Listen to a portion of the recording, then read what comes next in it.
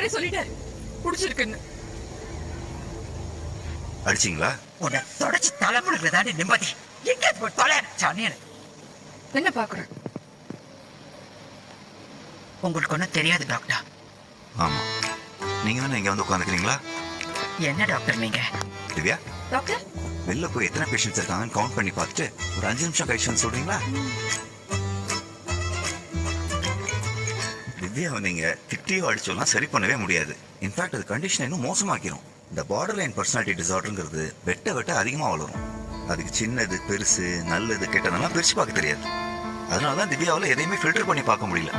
அவங்க மனசுல பட்டதை செய்வாங்க, பேசுவாங்க. சலிப்பா இருக்கு டாக்டர். அதே ஐக்கியூ பிபிடின்னு கேட்டு கேட்டு அவகிட்ட சின்ன சின்ன விஷயம் தான் செய்ய சொல்லி கேட்கிறோம். ஆனா அது கூட பண்ணலன்னா இப்படி. ஒண்ணு நல்லா புரிஞ்சுக்கோங்க, அவங்க உங்களை ஏமாத்தோ கஷ்டப்படுத்தோ பழி வாங்கோ அப்படிலாம் எதுவும் பண்ணல. அவங்க இயற்கையாக